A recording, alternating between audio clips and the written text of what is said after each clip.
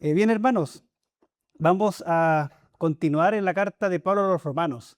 Así que les invito a buscar en sus Biblias en Romanos capítulo 1, versículos 18 y 19, que es donde tendremos nuestra meditación. Romanos capítulo 1, de los versículos 18 al 19.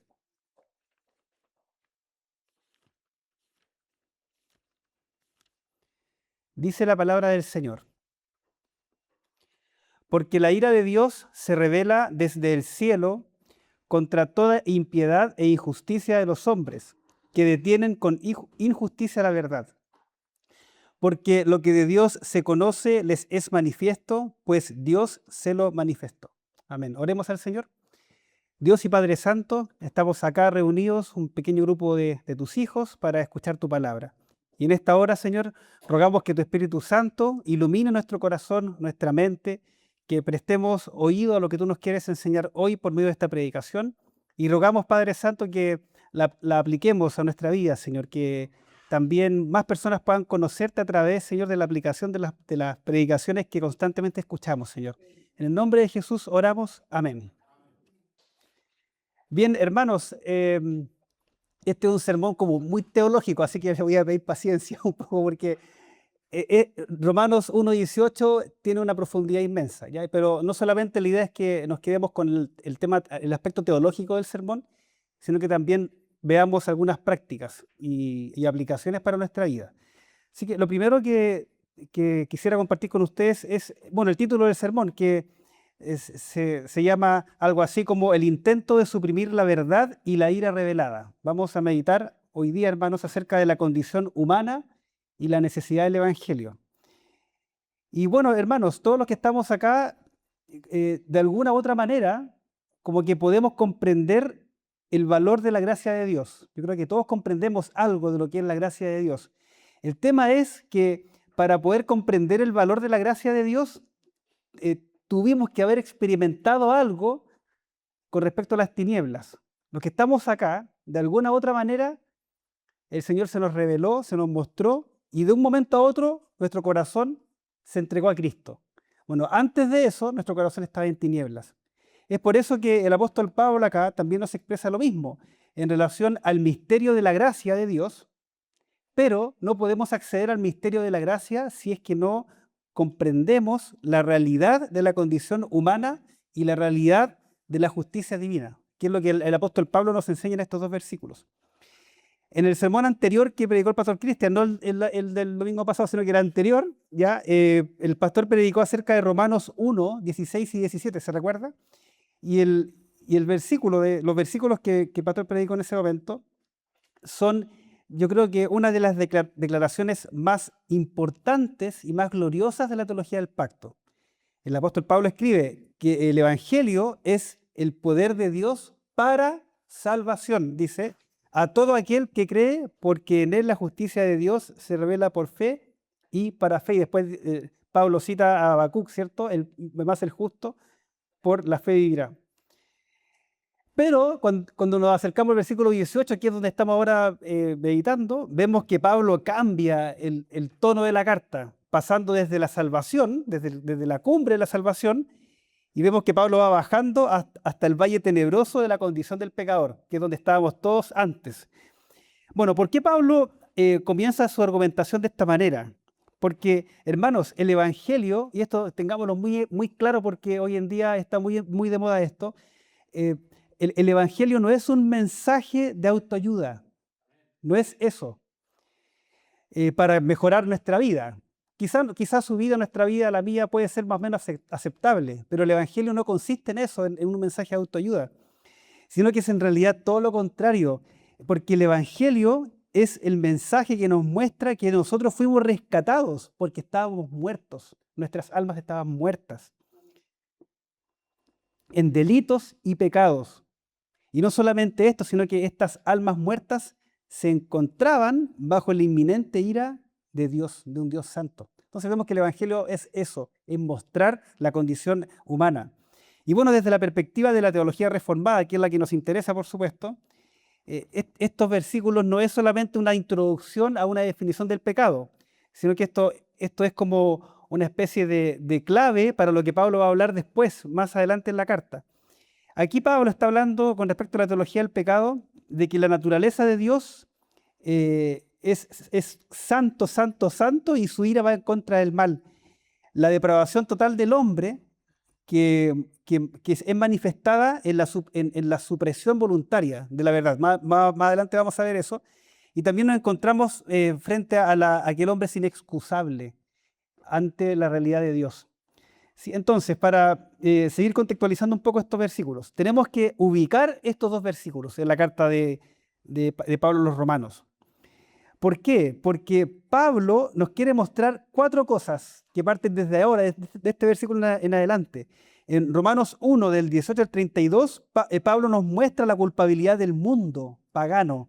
Después Pablo en el capítulo 2 va a demostrar la culpabilidad moralista. Después el pastor Cristian le va a traer estos mensajes, ¿ya? Y seguramente yo me tomaré con algunos. Y después Pablo, avanzando del capítulo 2 al 3, demuestra la culpabilidad del religioso judío. Y después Pablo concluye en el capítulo 3 con un versículo que yo lo aprendí de niño en el colegio cuando estaba en kinder, que es: por cuanto todos pecaron y están destituidos de la gloria de Dios. Si se da cuenta, Pablo comienza en el 18 y termina en el capítulo 3 de Romanos, hablando de la culpabilidad del hombre y del pecado del hombre. Por lo tanto, hermanos, estos versículos y todos los capítulos posteriores son la piedra angular del argumento de Pablo, porque después, por la gracia del Señor, comienza a hablar sobre la justificación por la fe, que es como, oh, menos mal, ¿cierto? Pero por lo menos del 1 al 3 se van a encontrar con esto, con esta idea de la condenación. Bueno, hermanos, este sermón lo tengo preparado en 4 partes, ya no van a ser muy largas por si acaso, ya, pero lo separé en 4 partes para tratar de entender esto. Lo primero que Pablo está diciendo en el versículo 18 es acerca de la revelación de la ira divina. Fíjese cómo comienza el texto. Pablo dice: porque la ira de Dios se revela. La naturaleza de la ira de Dios no tiene nada que ver con lo que en general escuchamos de cualquier persona. Porque en el pensamiento de hoy, la palabra ira como que tiende a enfocar esta idea de que fuera un descontrol emocional, como una especie de rabia ciega o algo que fuera totalmente caprichoso. Pero la Biblia nos muestra, incluso los teólogos desde Juan Calvino, pasando por Babin, Sproul, etcétera, todos los teólogos reformados explican de que la ira de Dios se entiende de una manera distinta. Y aquí les pido atención, hermanos, porque cuando usted se acerca a la ira de Dios, es esto.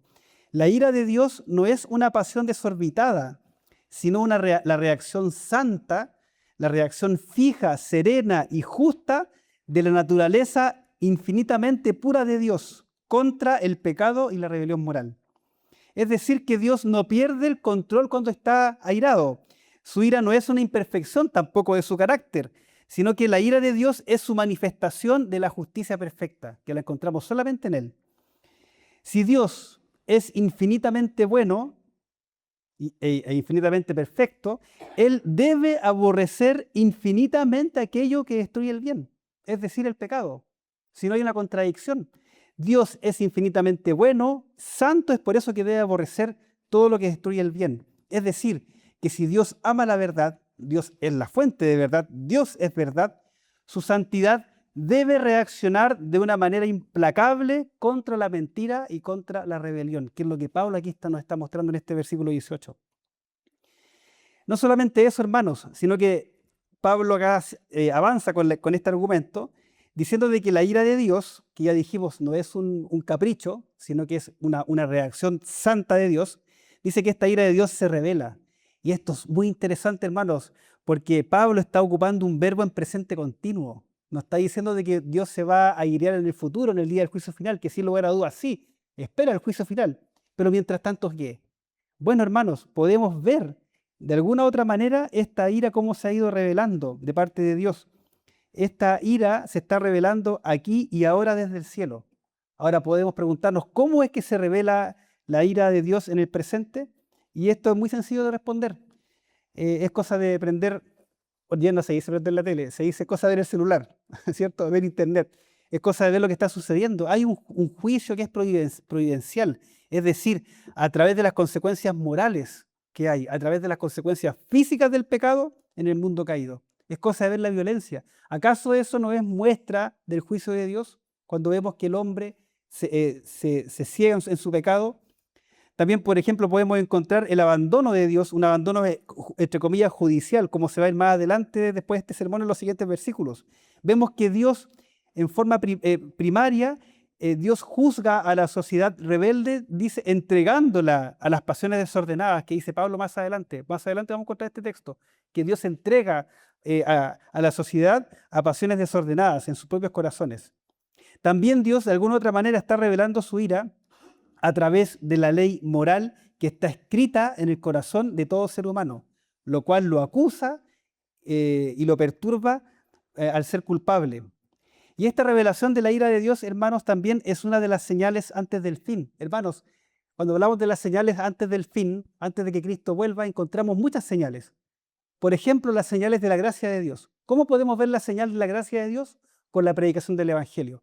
Pero también encontramos las señales de la ira de Dios, como por ejemplo en hambres, guerras, enfermedades, etc. Y también podemos encontrar la señal que se opone a Dios.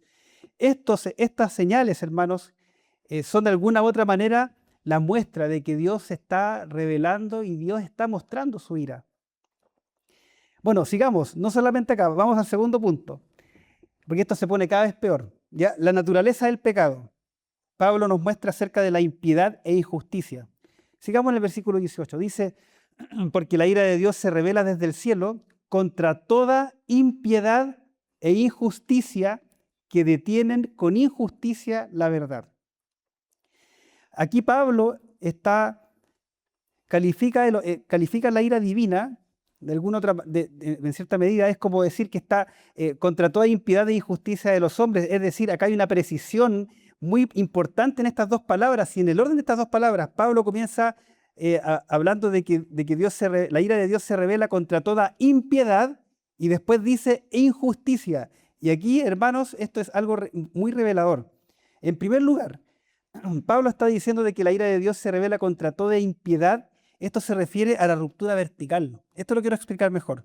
La impiedad se refiere, hermanos, a la falta de reverencia a Dios. Se refiere a la falta de adoración y el temor debido a Dios. Siempre hemos hablado en otros sermones cuando se dice de que hay una relación vertical con Dios y horizontal hacia el prójimo. Bueno, el pecado que está hablando Pablo acá está hablando de esto mismo. Por un lado, la impiedad es la ruptura hacia Dios. Es esta falta de reverencia, que es la palabra original en el griego. Es falta de adoración y temor debido a Dios. Es esto, hermanos, la impiedad de la que habla Pablo acá, es el rechazo a reconocer al Creador en su lugar debido. Por lo tanto, la impiedad es la raíz del problema humano, el cual nace en el Edén. Desde ahí en adelante, desde el momento en que Adán y Eva desobedecen, ahí comienza la impiedad, porque rompen con Dios. Y esta impiedad se transforma después en idolatría. Es decir, hermanos, lo que Pablo acá nos revela, lo que el Señor nos revela, es algo completamente distinto a lo que enseña el humanismo moderno, porque el humanismo actual sostiene que los problemas del mundo son en realidad puramente ética. Un problema ético, un problema educacional, puede ser hasta un problema cultural, un problema socioeconómico, pero vemos, hermanos, lo que nos muestra la Escritura, de que todo problema ético es en el fondo un problema teológico. ¿Por qué? Porque el hombre no está dándole el tributo a Dios que él merece como creador. El hombre no actúa mal con su prójimo simplemente porque carece de instrucción, sino porque no teme ni adora a su creador. Es por eso que Pablo dice este orden. Primero el hombre se revela, el hombre peca contra Dios con impiedad, rompe con él. Y esta ruptura con Dios es evidente que va a romper con el prójimo, que es la segunda palabra que usa Pablo acá, que es la injusticia. Hermanos, ¿acaso usted no ha visto injusticia en el mundo?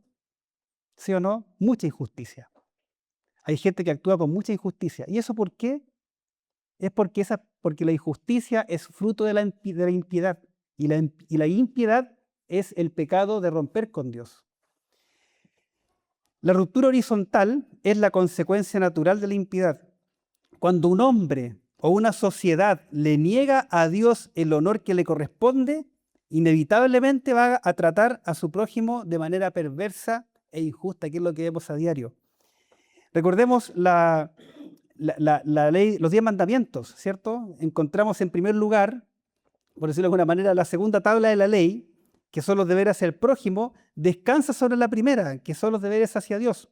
Es decir, cuando derribamos la primera tabla de la ley, que es decir, los deberes hacia Dios, en realidad la segunda ya colapsa inevitablemente. En otras palabras, hermanos, los 4 primeros mandamientos, si los rompemos así de manera sin preocupación, ¿qué más queda para la otra parte de los mandamientos si estamos rompiendo con Dios? ¿Se fija? ¿Se da cuenta la gravedad de esto? Cuando Dios comienza, no tendrás dioses ajenos delante de mí, el hombre con romper eso, rompe todo lo demás. ¿Por qué no le va a importar? Si ya no le importó Dios, que es el creador, ¿qué queda para el prójimo? ¿Se da cuenta? Es por eso que Pablo hace esta distinción entre la impiedad, que es la ruptura vertical con Dios, y la injusticia, que es la ruptura horizontal. Ahora llegamos a una de las frases más interesantes de este versículo y más contundentes también, porque Pablo está diciendo que estos hombres que son impíos y que son injustos, dice que detienen con injusticia la verdad. La palabra original también para traducir detienen es reprimir. Ese es el verbo. Y la idea de reprimir es una acción de sujetar con fuerza, de sofocar, de aprisionar o de mantener bajo custodia. En otras palabras, hermanos, desde la perspectiva de la escritura y teológica, nos enseña, y Romanos 1:18 establece que, por ejemplo, el ateísmo y el agnosticismo no son problemas intelectuales, como muchos pretenden hacerlo, sino que son dilemas de índole moral y espiritual. Cuando el pecador dice en su corazón, no hay Dios, sabe por lo que dice el salmista, ¿cierto? Dice en eso en su corazón, no hay Dios. Pero cuando el hombre dice, sabe que no hay Dios, no es porque falte una evidencia cósmica, no es porque falte una evidencia biológica o filosófica. Hermano, en la mañana en Talca hablábamos de esto en la escuela dominical.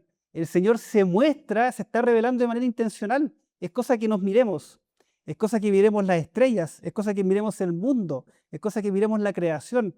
¿Acaso Dios nos está mostrando ahí? Como lo expresa el salmista, el Salmo 19, los cielos cuentan la gloria de Dios. Por lo tanto, el pecador no dice en su corazón, no hay Dios porque falte evidencia. La evidencia está acá afuera. La evidencia es abrumadora. El pecador sofoca la verdad de Dios porque ama su pecado y porque aborrece la autoridad de su creador, que es lo que Pablo había dicho anteriormente acá. Y esto, para tratar de entenderlo, quizá con un ejemplo práctico, no sé si a usted le gusta ir a la piscina en verano, yo creo que sí, porque acá en Curicó y Talca, olvídese, el calor que hace. ¿Usted ha tratado de hundir la pelota en la piscina, al fondo? ¿Ha intentado, no? Cuando vayan de paseo se van a acordar de mí en este sermón. O usted hunde la pelota, tiene que hacerlo con fuerza, tiene que suprimirla, tiene que hundirla y aplicar fuerza, porque si no, la pelota va a subir, ¿cierto? Esa es la idea de lo que está diciendo Pablo acá, cuando dice que el hombre detiene con injusticia la verdad. El hombre natural está suprimiendo, como que fuera una pelota debajo de una piscina, suprimiendo la verdad, con fuerza, reteniéndola. Y cuando este hombre afloja la fuerza, la pelota va a subir, va a mostrarse, se va a revelar. ¿Acaso eso no es lo que sucede, hermanos, con la evidencia del Señor? El hombre intenta suprimir, pero la verdad del Señor siempre va a aflorar, siempre va a flotar, porque va a ser imposible suprimirla. No solamente esto, hermanos, también acá en este versículo 18 encontramos una doctrina importante que nos interesa, por supuesto, como reformados, que es la depravación total. Este pasaje, el 18, es un pilar irrefutable de la doctrina de la depravación total. Esta doctrina no significa que el ser humano sea tan malvado como podría llegar a ser en la práctica. Lo que se refiere es que cada facultad del hombre, el alma, la mente, las emociones, la voluntad, ha sido afectada negativamente por el pecado. Es decir, que nuestra mente, la mente del hombre, está entenebrecida y sesgada contra Dios. La voluntad del hombre está cautiva por sus deseos pecaminosos y la conciencia está dañada buscando racionalizar la culpa. Es por eso, hermanos, que el hombre no es un buscador neutral de la verdad.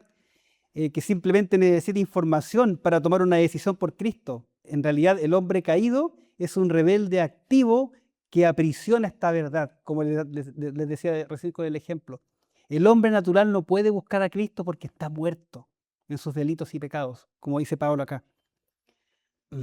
Y aquí nos encontramos con, al tercer punto, versículo 19, que esto se pone peor, hermanos, este diagnóstico del hombre. Tercer punto, la revelación general y el sensus divinitatis. Dice la palabra de Dios, porque lo que de Dios se conoce les es manifiesto, pues Dios se lo manifestó.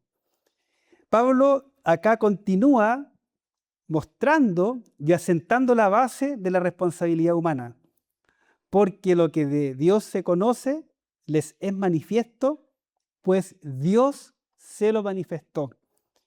Acá nos encontramos frente a una verdad que es la revelación general, que imagino que en la escuela dominical se ha hablado mucho al respecto de esto.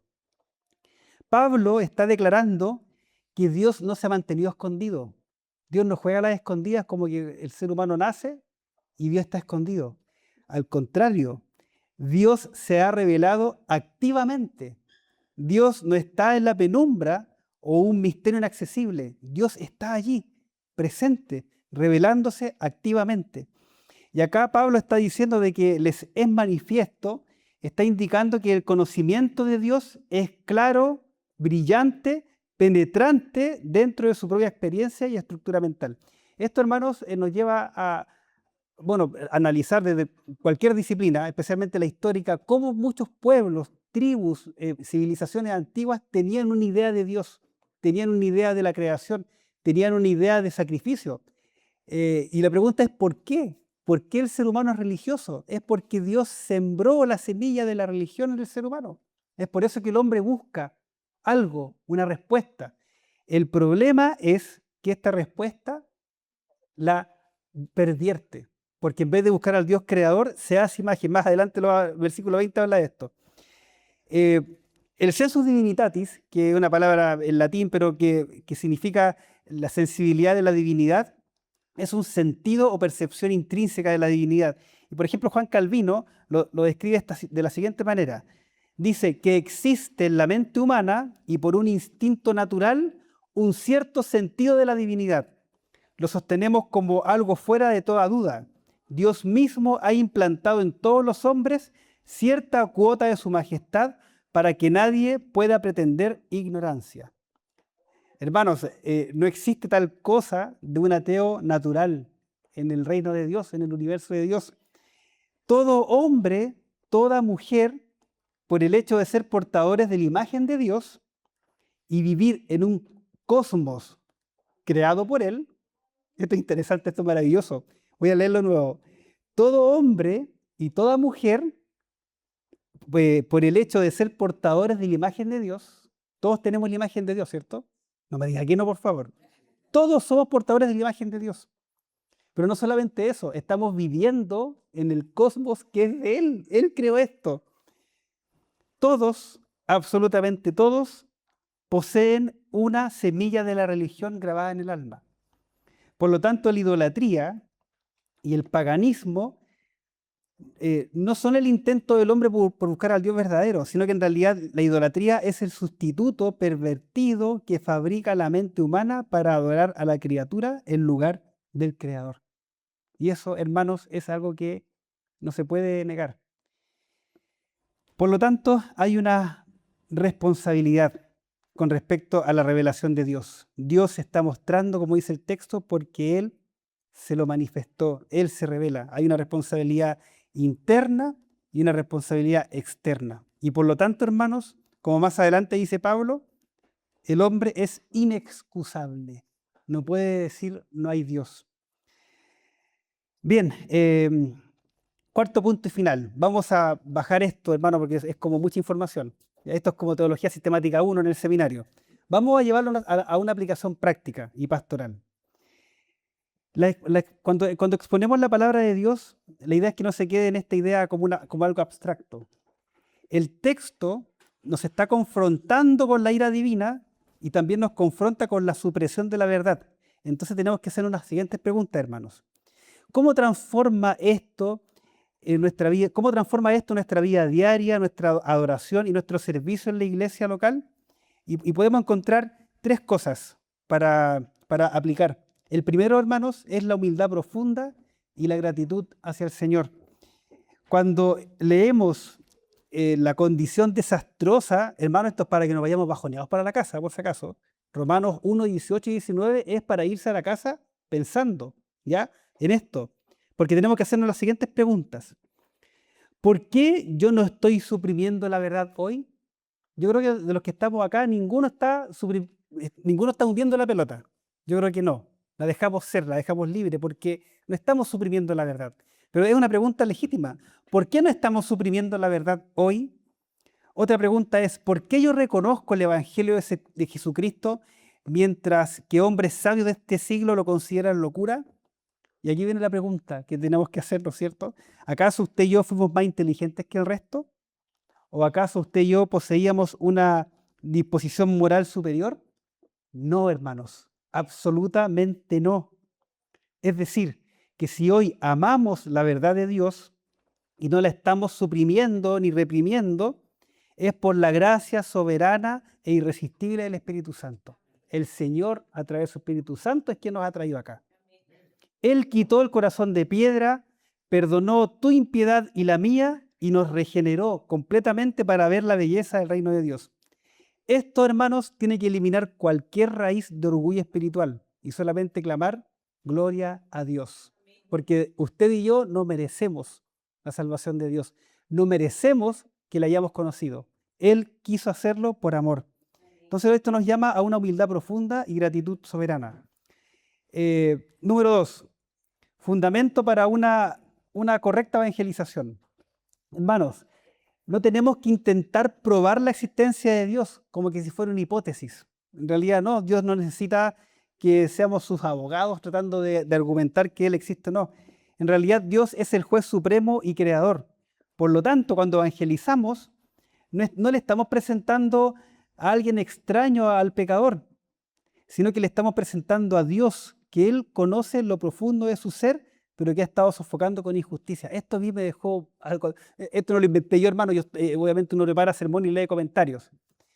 Pero cuando me acerco a esta aplicación, a mí me hizo así, clic. Efectivamente, hermanos, la persona que está a su alrededor, que no conoce al Señor, usted no puede olvidar que Él tiene la semilla de la religión. Él conoce a Dios. La diferencia es que está pervirtiendo esa imagen de Dios. Pero Él tiene una idea de Dios.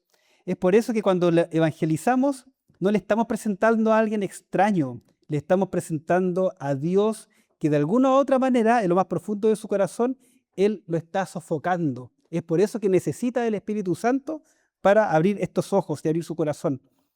Y lo otro, lo segundo también es apelar a la conciencia. Debido a que el sensus divinitatis y la ley de Dios están grabados en su conciencia, la predicación del Evangelio debe confrontar el pecado, debe confrontar la necesidad de perdón del hombre y no simplemente apelar a su entretenimiento. Hermanos, la palabra de Dios es clara. Usted y yo éramos pecadores, estábamos muertos en delitos y pecados y Cristo nos salvó por medio de la cruz. Por lo tanto, hermanos, para que nos vayamos, digamos, meditando al respecto, ¿cierto? Con este tema. El libro de Romanos, la carta de Pablo a los Romanos, lo que nos muestra en estos primeros 2 versículos es que la humanidad entera estaría irrevocablemente condenada. No habría esperanza cuando nos acercamos a este texto. Todos estaríamos acorralados bajo el peso justo de la ira de Dios. Si la carta de Romanos terminara aquí en el versículo 19, tendríamos que ser todos quemados, muertos por el Señor, por la ira de Dios. Pero sin embargo, Pablo escribió en el versículo anterior, porque en el Evangelio la justicia de Dios se revela por fe y para fe. Es decir, que la ira del versículo 18 es un telón de fondo que resplandece posteriormente en la gloria del Evangelio. Es decir, en otras palabras, que la respuesta la encontramos en el Calvario. Usted y yo estamos acá solamente por el sacrificio de Jesucristo, el Hijo del Señor.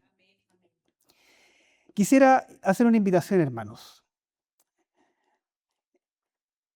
si tú estás fuera de Cristo, yo no los conozco a todos porque yo recién los estoy conociendo, pero si hay alguien acá que está fuera de Cristo, el llamado es a no seguir sumergiendo la pelota. Hermano o amigo, amiga, ya córtela. No siga hundiendo la pelota. ¿Ya? No siga acallando el testimonio de tu conciencia ni la voz de la creación del Señor. Porque la ira de Dios es una realidad espantosa, pero la gracia del Evangelio es un refugio inagotable y accesible hoy mismo. El llamado es a que vengas a Cristo y que abandones la rebelión, ¿cierto? Y para nosotros que somos la iglesia comprada a precio de sangre, la invitación es a caminar con temor reverente. Porque si caminamos no con temor ni con temblor, podemos caer en la impiedad, que es romper con Dios. Hermanos, el llamado es a que caminemos con temblor reverente, que proclamemos el Evangelio, las buenas nuevas, con valentía y que vivamos solo para la gloria de aquel que nos llamó a una luz admirable. Amén. Demos gracias al Señor, hermanos. Si quedó medio como bajoneado con el sermón, muy bien, po. Porque es el diagnóstico, pues, hermano. Así éramos. Así podríamos haber seguido si es que no hubiese sido porque Dios nos rescató. Amén. Así que vamos a dar gracias al Señor, porque Él nos sacó de allá, de esas tinieblas, para estar en su luz. Oremos al Señor. Dios Padre Santo, damos gracias por tu palabra expuesta hoy. Rogamos, Señor, que tú puedas colocar en nuestro corazón este sentido de una conciencia mucho mayor, de poder comprender con mayor profundidad la gracia que ha sido mostrada, Señor, hacia nuestro corazón y hacia nuestras vidas. Te damos gracias, Padre amado, porque, tu ira que nosotros merecíamos recibir, la has puesto sobre tu Hijo Jesucristo. Y es por eso que hoy estamos acá y podemos ver la verdad. Te damos gracias porque ya no estamos deteniendo con injusticia e impiedad tu revelación, Señor, sino que ahora estamos de manera libre mostrándola, Señor, mostrando tu luz a través de nuestro testimonio y de nuestra vida. Es por eso, Señor, rogamos que nos sigas guiando, dirigiendo con tu Espíritu Santo, que podamos ser luz a los demás, que nuestra vida hable de cristianismo, que nuestra vida hable de Cristo, Señor, y que cualquier intento de hundir la verdad, Señor, sea sacado de nuestro corazón. Cualquier intento de idolatría, cualquier intento de apartarnos de tu palabra, Señor, pueda ser erradicado de raíz, Señor, para que vivamos libre y confiadamente en ti, Señor. Te agradecemos, Padre Santo, por los méritos de Cristo. Amén. Que Dios les bendiga, hermanos.